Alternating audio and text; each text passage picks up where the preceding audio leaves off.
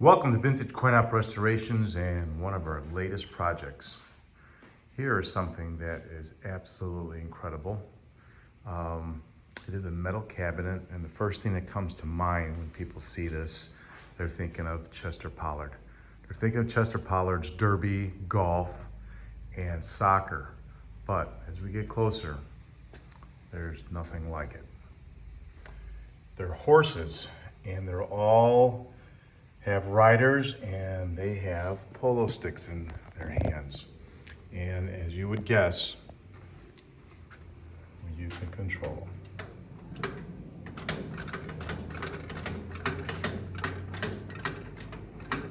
And the opposing side, obviously.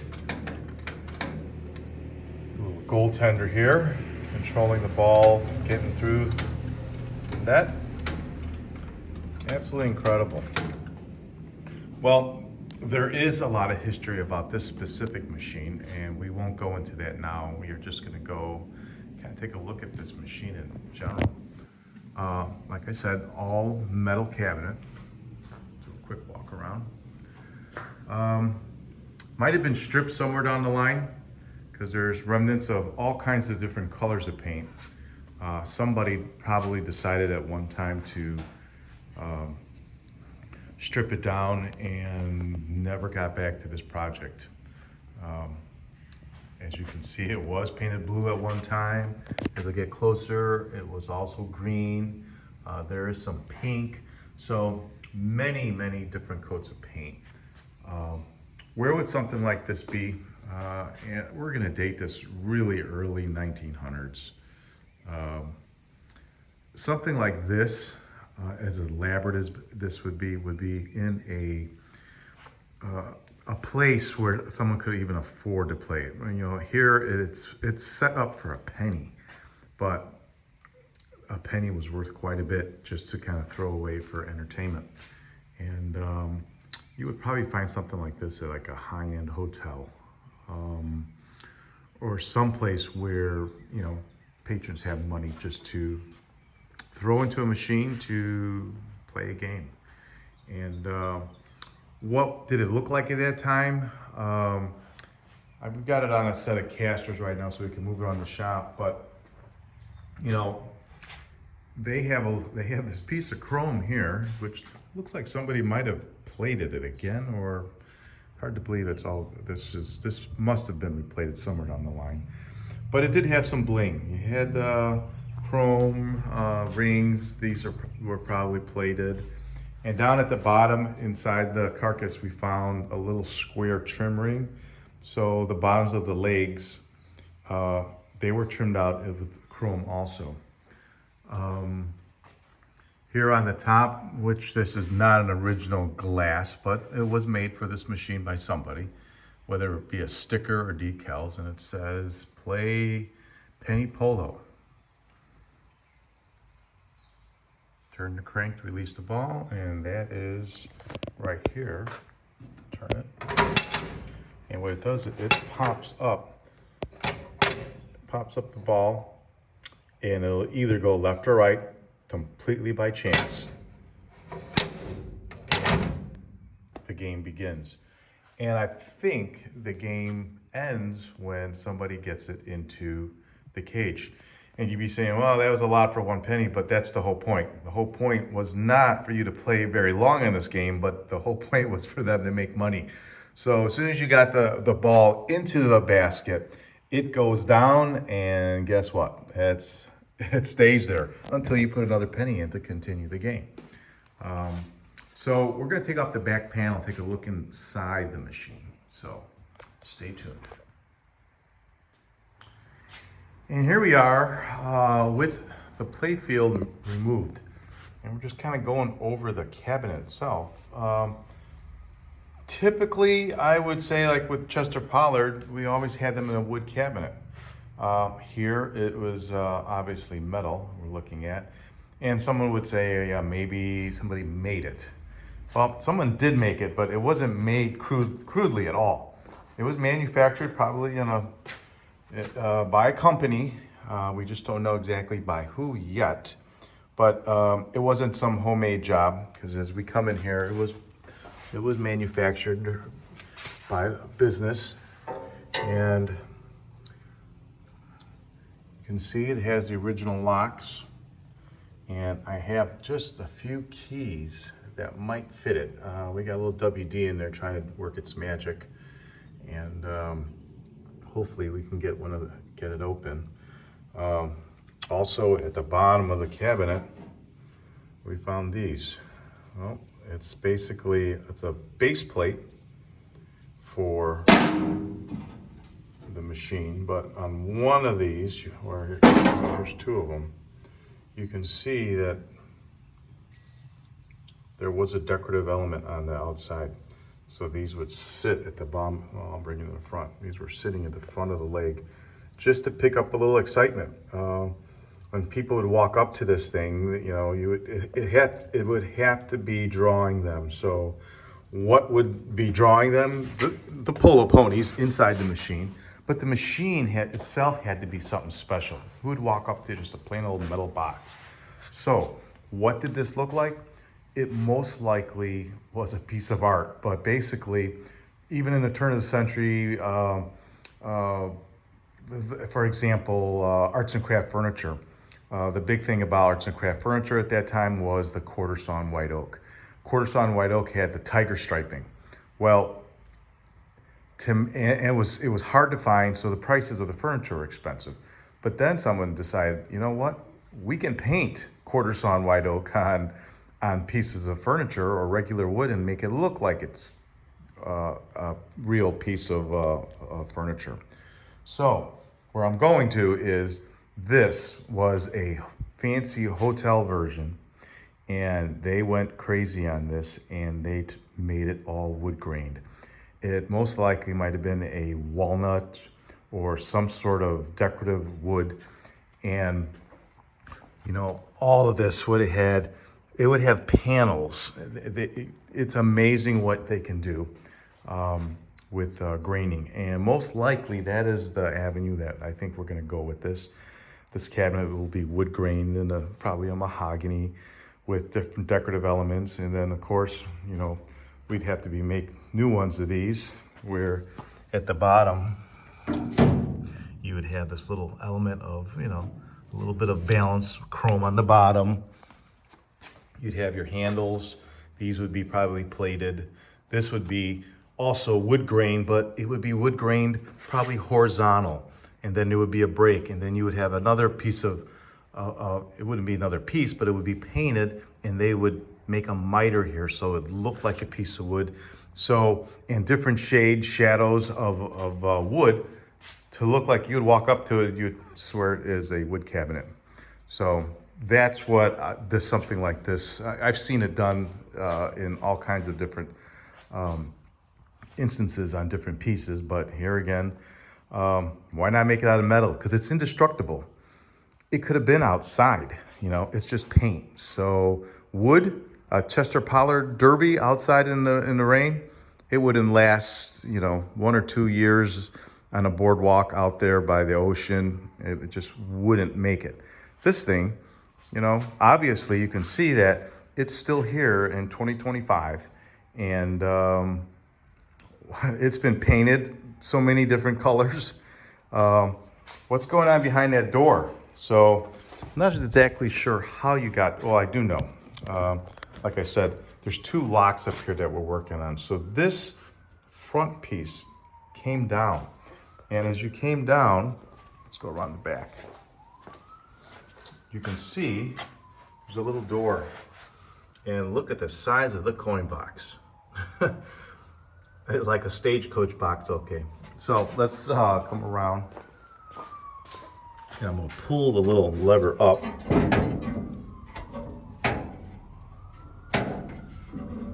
Let's see if I can get it out of here. Let me put my phone down for 1 second. So here we are with the door open. It's set in here with pins, and the lock mechanism was that little handle that I had to pull up. Unfortunately, there was a plate here. It had a plate of maybe it was a handle. There's probably a handle that you can pick and pull. But what do we have in here now? Here's our coin box. So all the money would come in there, and look at that. Here we go. This is what we're looking for. And it's an Australian penny. Australia. And the date is 1944.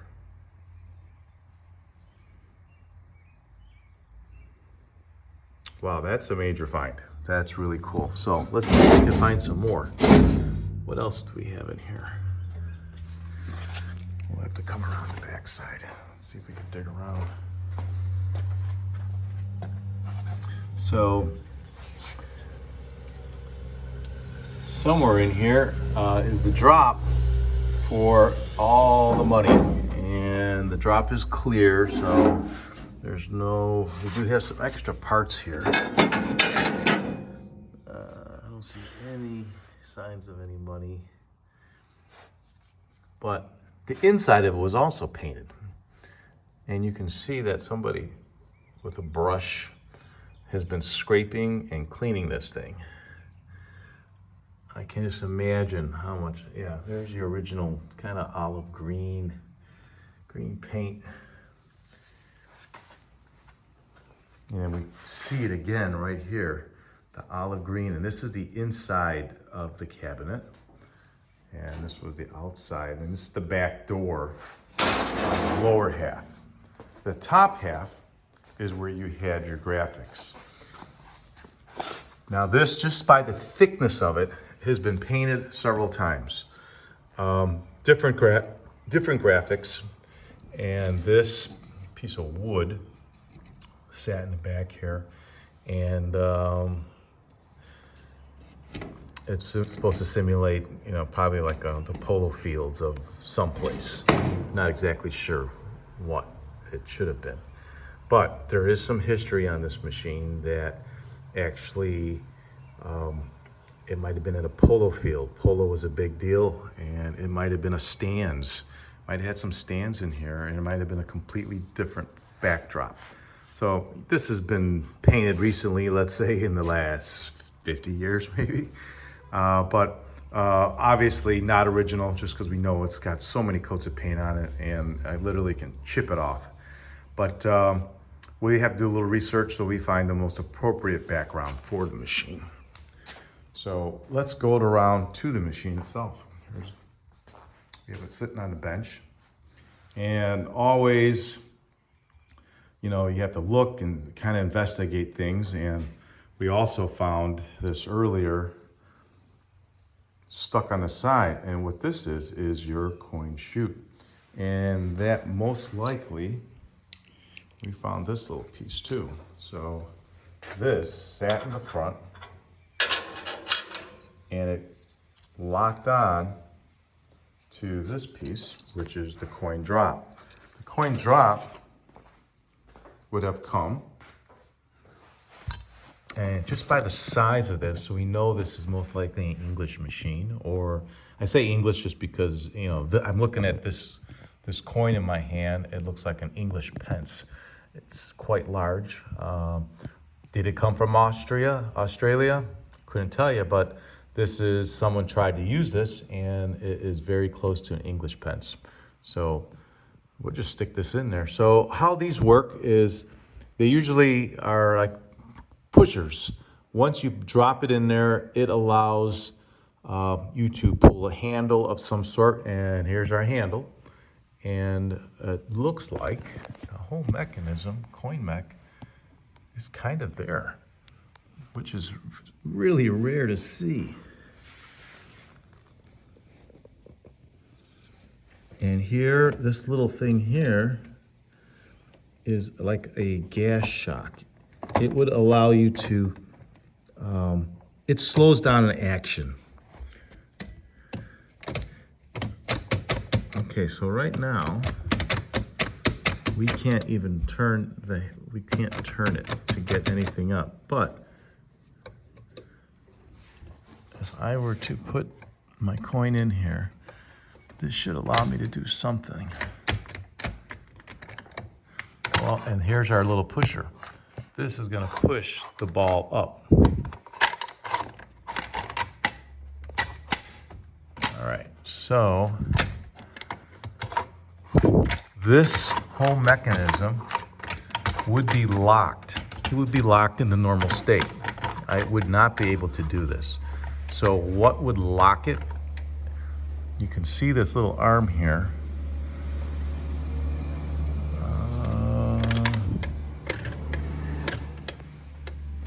There's a little ball. Oh, I see. Very, very cool. Wait till you see this. Okay, so look what we found inside the machine. A wood ball, original. So this would most likely, if you had made a goal, let's just wing into one of these little holes here. Well, it went down and around. I apologize for this shaky video here. It went down and around, and it's locked up inside here. And it's locked up right inside this little spot where, when you were to put your money in the machine, and you can see it's directly related. As you put your money in the machine, it will allow that little ball to come forward. There it is. I don't know if you guys can see that, but it just went forward into the trough and allows me to go to bring the ball up on top. But I would suspect that this should also be locked and would be unlocked when you put your money in. That we don't know for sure, but we are definitely going to find out. And you can see just by a little bit of chipping that these were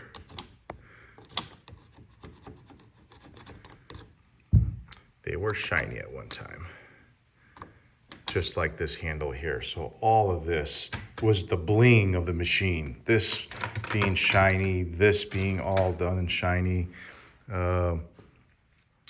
Why they put this number on here in the front, I'm not sure, but yeah, it makes sense because you would have your thumb here, but you could see they're both stamped. Maybe, I'm trying to think if it would work on the other side. You push down on it so you didn't see the stamp.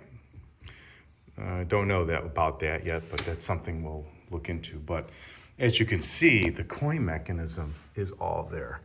It's just a matter of cleaning it, adjusting it, and getting these pieces right.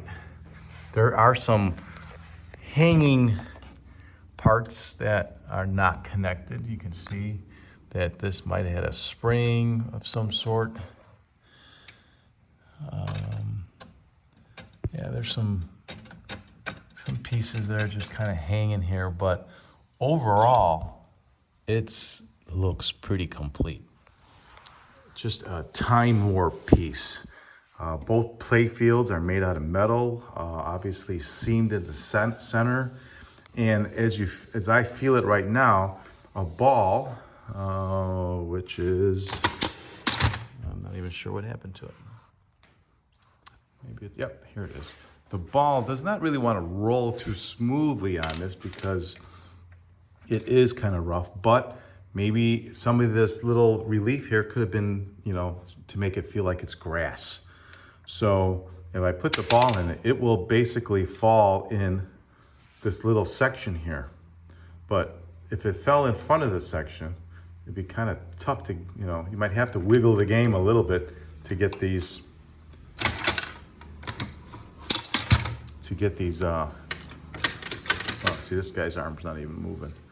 But as we come close, let's look and examine a little bit of the little mannequin. They're solid brass, for starters. Let me move this guy. They're solid brass. As you can see, they are on a threaded rod. And they are, wow. What they did to make a penny, all of this was manufactured just for 1 penny. Incredible. These are the clothes that were on them. Obviously, you got two different sides. Somebody handmade this. Could these be the original? They could be. They look very, very good condition for, for the date. So that's kind of a, maybe did someone go ahead and remake them, but wow. Each one has this little slit here because it's got to go up and over this guy's arm, over his shoulder. Yeah, very, very nice.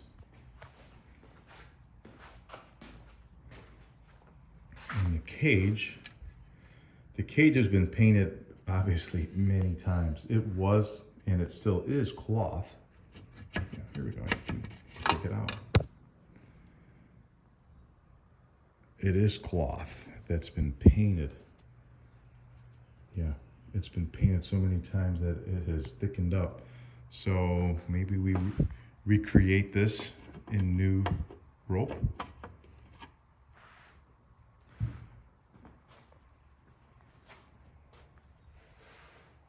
Overall, just incredible.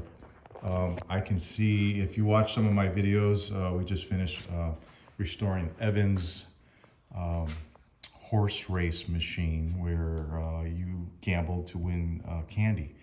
It's about 6 feet by 6 feet. It's huge. The horses are about 11 inches by 7 or 8 inches. But the detail I did on those horses is incredible. And I can't wait to paint these different colors. And, if you look really, really close to it, you can see that under all those coats of paint, I'm not sure what they call it, the bridle, where, let me find one that's I can get closer to. You can, yeah, there you can see right there. All of that detail is there in the casting. So very cool. But each one of these pieces will have to be taken off, detailed, painted. The entire bottom here, we will be going all over, getting it to work properly. Got here, oh, I'm pulling this out going, well, here's a cotter pin. Don't know when they were invented, but there's one. But, could it be original? I don't know. But someone didn't bend them back like we typically do. Put that back in there.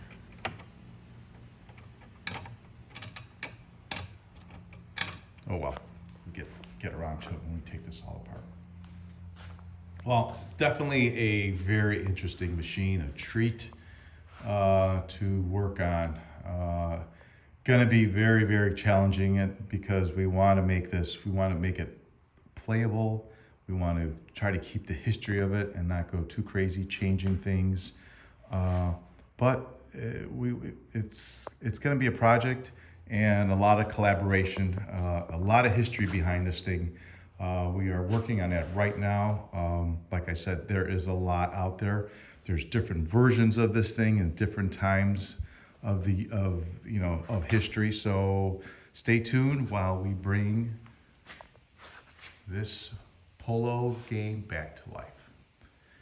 If you have one like this for sale, if you need one restored, or any information about this machine or ones that are similar to it, please reach out to us. We're located in Chicago, Illinois.